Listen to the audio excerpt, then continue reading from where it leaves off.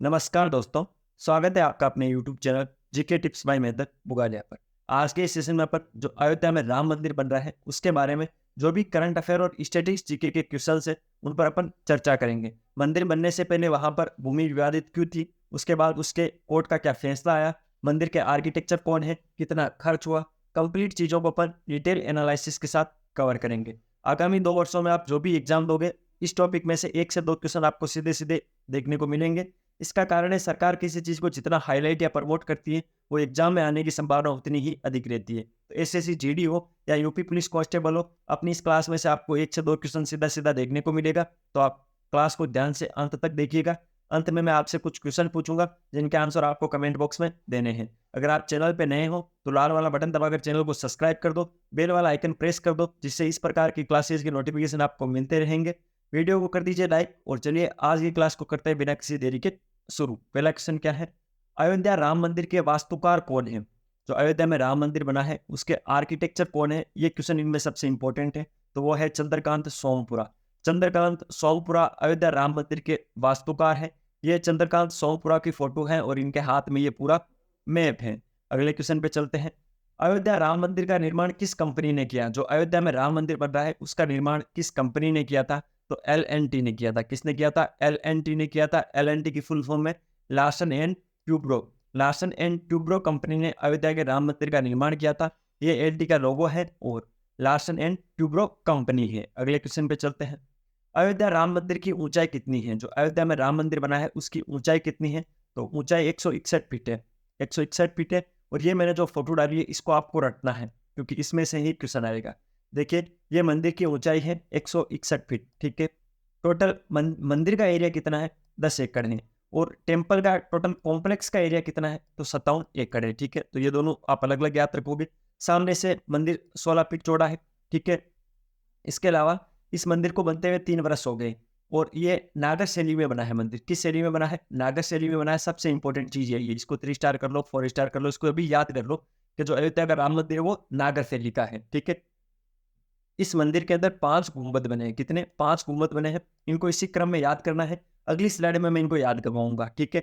और total 360 pillar है। मंदिर में 360 पिलर है, 5 गुंबद है, नागर शैली का मंदिर है। बनते हुए 3 वर्ष हो गए हैं। 161 फीट उसकी ऊंचाई है। टेम्पल का एरिया 10 एकड़ है। टोटल कॉम्प्लेक्स 57 एकड़ के अंदर है। सामने से ये 16 फीट चौड़ा है, ठीक है। तो याद रखना है। अगले स्लाइड पर अपन चलते हैं, अयोध्या राम मंदिर में कितने गुंबद है? तो अयोध्या के राम मंदिर में टोटल 5 गुंबद है। कितने गुंबद है? 5 गुंबद है। कौन कौन से हैं? नीचे ही नीचे जो है वो है रंग मंडप या रंग गुंबद। उसके ऊपर है नृत्य मंडप और ये है कुदू मंडप। इसके ऊपर है गर्भ मंडल और इसके ऊपर है सिक्कर। इन पांचों को इसी क्रम में याद रखना है। ऐसा क्यों सर? ऐसा इसलिए, एक राजस्थान के जयपुर के अंदर हवा महल नाम की इमारत है। 5 मंजिला इमारत है। उसके प्रत्येक मंजिल का अलग नाम है। तो एग्जाम के अंदर उन 5 मंजिलों का क्रम कई बार पूछा गया है, तो ये भी पूछा जा सकता है। सबसे नीचे नीचे रंग मंडप है, उसके नीचे उसके ऊपर नृत्य मंडप है, उसके ऊपर कुद्दू मंडप है, उसके ऊपर गर्भ मंडल है और सबसे ऊपर सिक्कर है।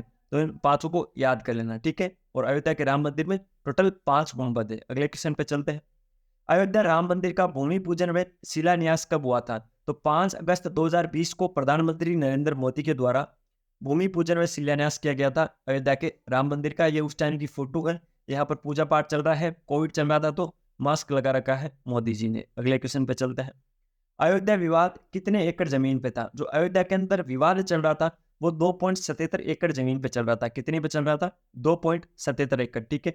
ये नक्शा है, समझने की कोशिश करो। ये अयोध्या के अंदर टोटल भूमि है। ये इधर तो अयोध्या का मैप है। अयोध्या में यहाँ से इस मैप को उठाया गया।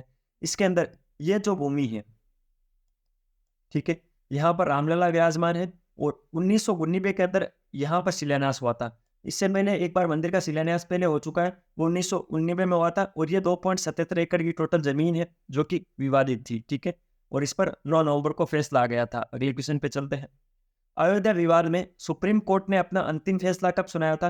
तो 9 नवंबर 2019। 9 नवंबर 2019 में सुप्रीम कोर्ट ने अयोध्या विवाद पर अपना अंतिम फैसला सुना दिया गया था, ठीक है। अगले क्वेश्चन पे चलते हैं, अयोध्या विवाद का फैसला कितने जजों की बेंच ने सुनाया था? जब सुप्रीम कोर्ट ने अयोध्या विवाद का फैसला सुनाया था 9 नवंबर 2019 को, तो उस टाइम कितने जजों की बेंच थी? तो 5 जजों की टोटल बेंच थी। 5 जज कौन कौन से थे ये भी इंपॉर्टेंट है, तो अगली स्लाइड पर 5 जजों के अपन नाम याद करते हैं। अयोध्या विवाद का फैसला सुनाने में शामिल जजों में न्यायमूर्ति रंजन गोगोई के अलावा 4 जज और कौन कौन से थे? तो न्यायाधीश डी वाई चंद्रचूड़, न्यायाधीश एस ए बोबडे, न्यायाधीश अशोक भूषण और न्यायाधीश अब्दुल नजीर। ये 5 जजों की बेंच थी जिन्होंने अयोध्या के राम मंदिर पर फैसला सुनाया था। ये है चीफ जस्टिस रंजन गोगोई, ये है जस्टिस ए एस बोबडे, ये है जस्टिस अशोक भूषण, ये है डी वाई चंद्रचूड़ और ये है ए एस नजीर, अब्दुल नजीर। तो ये 5 जजों की बेंच थी जिन्होंने अयोध्या विवाद पर फैसला सुनाया था। अगर आपको वीडियो की क्वालिटी और कंटेंट की क्वालिटी पसंद आ रही है तो मैं आपसे रिक्वेस्ट करूंगा, लाल वाला बटन दबाकर चैनल को सब्सक्राइब जरूर करना, बेल वाला आइकन प्रेस कर देना, अच्छे कमेंट किया करो, एक लाइक तो बनता है। इसके अलावा प्रतिदिन सुबह 6 बजे करंट अफेयर की क्लास आती है अपने इस यूट्यूब चैनल पर। तो प्रतिदिन का करंट अफेयर 10 से 15 मिनट में कवर हो जाता है। जो 1 घंटे की क्लास आपको यूट्यूब पर मिलती है उसको मात्र अपन 15 से 20 मिनट में डिस्कस कर लेते हैं, वो भी डिटेल एनालिसिस और स्टैटिस्टिक्स जीके के साथ। तो प्रतिदिन करंट अफेयर पढ़ने के लिए अभी आप अपनी इस फैमिली को ज्वाइन कर लो। अगला क्वेश्चन क्या है? अयोध्या स्थित बाबरी मस्जिद का निर्माण किसने करवाया था? जहां पर अभी ये राम मंदिर बन रहा है वहां पर पहले बाबरी मस्जिद बनी हुई थी जिसका निर्माण मीर बाकी ने करवाया था 1528 ईस्वी में। कब हुआ था? 1528, याद रखना है इसको ना। 1528 ईस्वी के अंदर मीर बाकी ने अयोध्या के अंदर बाबरी मस्जिद का निर्माण करवाया था। मीर बाकी कौन था? तो ये मुगल वंश के शासक बाबर का सेनापति था। जो मुगल वंश का शासक बाबर था उसका सेनापति था मीर बाकी। उसने 1528 ईस्वी के अंदर अयोध्या के अंदर बाबरी मस्जिद का निर्माण करवाया था। ये मीर बाकी की फोटो है, मीर बाकी जनरल ऑफ बाबर यहाँ पर लिख रखा है, तो याद रखना इंपॉर्टेंट है। मीर बाकी 1528 बाबर का सेनापति है। बाबर के नाम पर ही बाबरी मस्जिद इसका नाम रखा गया था। अगले क्वेश्चन पे चलते हैं। विवादित भूमि पर निर्मित बाबरी मस्जिद का ढांचा कब गिराया गया था? जो बाबरी मस्जिद पहले बनी हुई थी उसको 6 दिसंबर 1992 के दिन इस ढांचे को गिरा दिया गया था। जहां पर यह बाबरी मस्जिद थी जर्जर अवस्था के अंदर और इस ढांचे को 6 दिसंबर 1992 को गिराया गया था। अगले क्वेश्चन पे चलते हैं। सुप्रीम कोर्ट से पहले 2010 में किस हाई कोर्ट ने अयोध्या की विवादास्पद जमीन को 3 भागों में बांटा था? जो ये विवाद चल रहा है सुप्रीम कोर्ट से पहले ये इलाहाबाद हाई कोर्ट के अंदर चल रहा था। तो इलाहाबाद हाई कोर्ट ने जो विवादित भूमि थी उसको 3 भागों में बांट दिया था। ठीक है, तो इस फोटो को एक बार आप पढ़ लीजिए। 2010 का फैसला क्या था? तो 30 सितंबर 2010 को इलाहाबाद हाई कोर्ट ने अयोध्या विवाद पर फैसला सुनाया था। 2.77 एकड़ जमीन को 3 बराबर हिस्सों में बांटा गया था, जिसके अंदर एक भूमि तो हिंदू पक्ष की थी, एक मुस्लिम पक्ष की थी, एक निर्मो अखाड़े की थी। ठीक है, इन तीनों के बीच के अंदर 2.77 एकड़ जमीन को बराबर भागों में बांटा था और इलाहाबाद हाईकोर्ट ने 285 पन्नों में अपना यह निर्णय सुनाया था, जिसके अंदर एक तो सुन्नी वक्फ बोर्ड की जमीन थी, एक निर्मो अखाड़ा था, एक रामलला की भूमि थी। ठीक है, तो इन 3 भागों में इलाहाबाद हाईकोर्ट ने 2010 के अंदर इस विवादित जमीन का बंटवारा किया था। अगले क्वेश्चन पे चलते हैं। वर्ष 1853 ईस्वी में राम मंदिर को लेकर पहली बार हुई सांप्रदायिक हिंसा के समय अवध के नवाब कौन थे? जिस टाइम 1853 में राम मंदिर को लेकर पहली बार सांप्रदायिक हिंसा हुई थी उस समय अवध के नवाब थे वाजिद अली शाह। ठीक है, तो एक बार इनका कार्यकाल आप देख लो। 1853 ईस्वी की बात हो रही है, तो ये 1847 से 1856 के बीच के अंदर अवध के नवाब थे। तो इस समय थे वाजिद अली शाह। ये फोटो है वाजिद अली शाह की। इनसे पहले कौन कौन थे उनको भी एक बार अपन कवर कर लेते हैं तो अच्छा रहेगा। 1827 से 37 के मध्य नसरुद्दीन हैदर शाह थे। 1837 से 1842 के मध्य मोहम्मद अली शाह थे। 1842 से 47 के बीच में अमजद अली शाह थे और 1847 से 1856 के मध्य वाजिद अली शाह थे। और वाजिद अली शाह के समय 1853 में राम मंदिर को लेकर पहली बार सांप्रदायिक हिंसा हुई थी। यह है वाजिद अली शाह। अगले क्वेश्चन पे चलते हैं। अयोध्या मामले में मुस्लिम पक्ष के सबसे पहले वकील कौन थे? तो जफरयाब जिलानी। जफरयाब जिलानी है वो अयोध्या मामले के अंदर कोर्ट में मुस्लिम पक्ष के सबसे पहले वकील थे। अभी इनकी कुछ दिनों पहले मृत्यु हो गई थी। तो जफरयाब जिलानी थे अयोध्या मामले में मुस्लिम पक्ष के सबसे पहले वकील। अगले क्वेश्चन पे चलते हैं। वर्ष 1992 में बाबरी मस्जिद तोड़ी गई थी, उस समय भारत के प्रधानमंत्री कौन थे? अब ये 4 क्वेश्चन बड़े इंपॉर्टेंट आएंगे। ठीक है, 1992 में जब बाबरी मस्जिद को तोड़ा गया था उस समय भारत के प्रधानमंत्री थे पीवी नरसिम्हा राव। कौन थे? पीवी नरसिम्हा राव थे। 1992 में भारत के प्रधानमंत्री थे और इनके कार्यकाल के दौरान ही बाबरी मस्जिद को तोड़ा गया था। ये उनकी फोटो है पीवी नरसिम्हा राव की। अगले क्वेश्चन पे चलते हैं।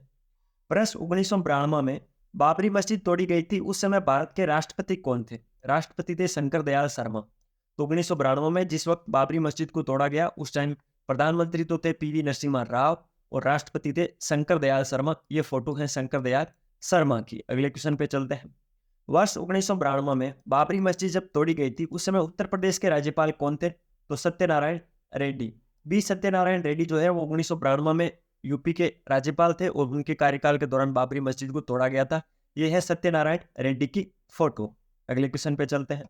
वर्ष 1992 में बाबरी मस्जिद तोड़ी गई थी उस समय उत्तर प्रदेश के मुख्यमंत्री कौन थे? तो कल्याण सिंह। कल्याण सिंह उस टाइम मुख्यमंत्री थे। चारों क्वेश्चन एक बार वापस रिपीट करवा देता हूँ। जब 1992 में बाबरी मस्जिद को तोड़ा गया था उस समय भारत के प्रधानमंत्री थे पीवी नरसिम्हा राव, राष्ट्रपति थे शंकर दयाल शर्मा और उस समय यूपी के उत्तर प्रदेश के राज्यपाल थे सत्यनारायण रेड्डी और उत्तर प्रदेश के मुख्यमंत्री थे कल्याण सिंह। ये कल्याण सिंह की फोटो है। अभी इनका भी 2 साल पहले निधन हो गया था। अगला क्वेश्चन, उत्तर प्रदेश के वर्तमान मुख्यमंत्री कौन है? तो इनको तो आप जानते हो, योगी आदित्यनाथ है। ये योगी आदित्यनाथ की फोटो है। उत्तर प्रदेश के वर्तमान राज्यपाल कौन है? ये पूछा जा सकता है, तो आप इनको ध्यान रखना, आनंदीबेन पटेल। आनंदीबेन पटेल उत्तर प्रदेश के वर्तमान में राज्यपाल है, ठीक है। और मुख्यमंत्री कौन है? तो वो तो आप सब जानते हो, योगी आदित्यनाथ है।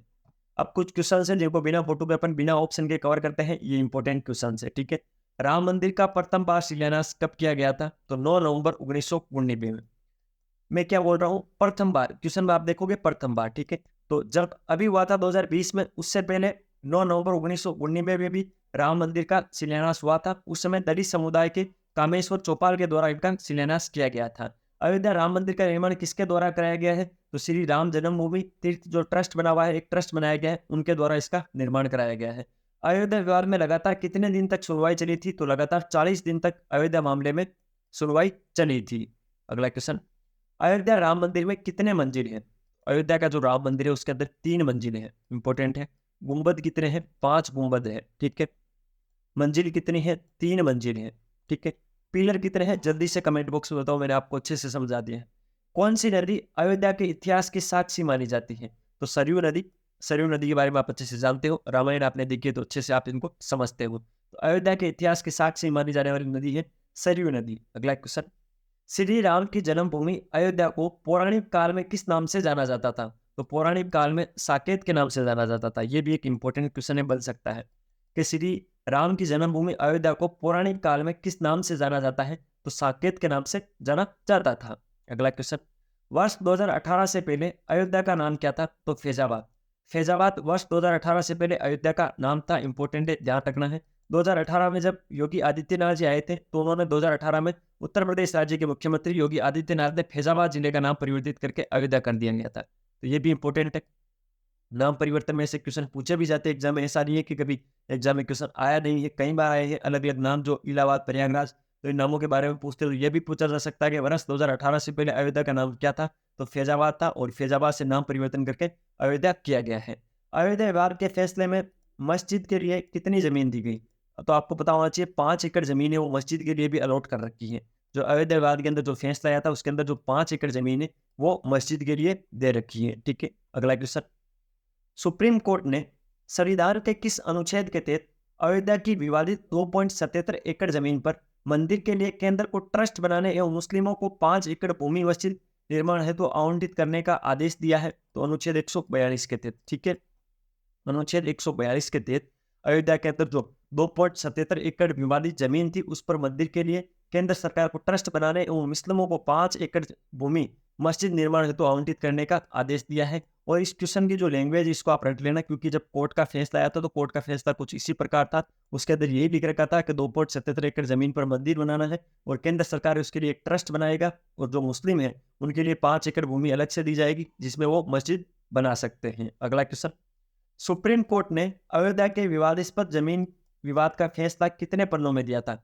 1045 पन्नों में फैसला आया था। इंपॉर्टेंट, ध्यान रखना, ये क्वेश्चन पूछे जाते हैं ऐसे क्वेश्चन, ठीक है। ऐसे क्वेश्चन कहाँ पूछे जाते हैं?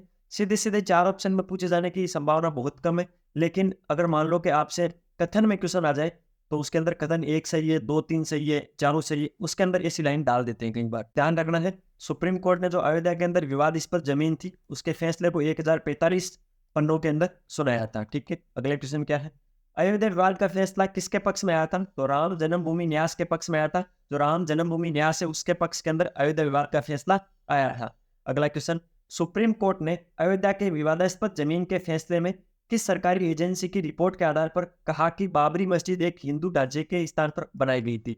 जब सुप्रीम कोर्ट ने ये चीज़ बोली कि जो बाबरी मस्जिद बनी हुई है वो किसी एक हिंदू ढांचे के स्थान पर बनाई गई है, उसके लिए उन्होंने किसकी रिपोर्ट को आधार बनाया था? तो भारतीय पुरातत्व सर्वेक्षण जो ASI है, ठीक है, भारतीय पुरातत्व सर्वेक्षण की एक रिपोर्ट थी, उसके आधार पर सुप्रीम कोर्ट ने यह माना कि जो बाबरी मस्जिद बनी हुई है उसके स्थान पर पहले एक हिंदू ढांचा बना हुआ था, उसको तोड़कर बाबरी मस्जिद को बनाया गया था। ठीक है, अगला क्वेश्चन, किस धार्मिक पुस्तकों के श्लोकों को सुप्रीम कोर्ट ने अयोध्या जमीन विवाद मामले में गवाहों के रूप में शामिल किया था? तो जो वाल्मीकि रामायण में स्कंद पुराण है, जो वाल्मीकि के द्वारा लिखी गई रामायण और स्कंद पुराण है, उसके श्लोकों को धार्मिक आधार माना था सुप्रीम कोर्ट ने इस जमीनी विवाद को निपटाने के लिए। अगला क्वेश्चन, सुप्रीम कोर्ट ने अयोध्या के विवादास्पद जमीन पर मालिकाना हक किसे देने का फैसला किया है? तो भगवान रामचंद्र के बाल स्वरूप रामलला। तो इनकी रजिस्ट्री, जो इस जमीन की रजिस्ट्री हुई है, वो भगवान रामचंद्र के बाल स्वरूप रामलला के नाम से हुई है। ठीक है, तो ध्यान रखना है, सुप्रीम कोर्ट ने अयोध्या की विवादास्पद जमीन का जो मालिकाना हक है वो सरकार को नहीं दिया है, वो रामलला के नाम से रजिस्टर हुआ है। ठीक है, तो ये था अयोध्या राम मंदिर के बारे में करंट अफेयर और स्टैटिक्स जीके। इससे बाहर क्वेश्चन किसी भी कंडीशन में नहीं जाएगा। आप कोई सा भी एग्जाम देवो तो इस क्लास में से 1 से 2 क्वेश्चन देखने को मिलेंगे और वो बहुत ही अच्छे खासे लेवल के क्वेश्चन होंगे। तो इस क्लास को पूरा देखने के लिए आपका बहुत बहुत धन्यवाद। अगर आपको वीडियो की क्वालिटी और कंटेंट की क्वालिटी पसंद आई तो लाल वाला बटन दबाकर चैनल को सब्सक्राइब कर दो, बेल वाला आइकन प्रेस कर दो, जिससे नई क्लास की नोटिफिकेशन मिल जाएगी और प्रतिदिन सुबह 6 बजे आपको करंट अफेयर की क्लास मिलती रहेगी। मिलते हैं फिर किसी नए सेशन के साथ, तब तक अपनी पढ़ाई जारी रखो, स्वास्थ्य का ध्यान रखो। टेक केयर, जय हिंद।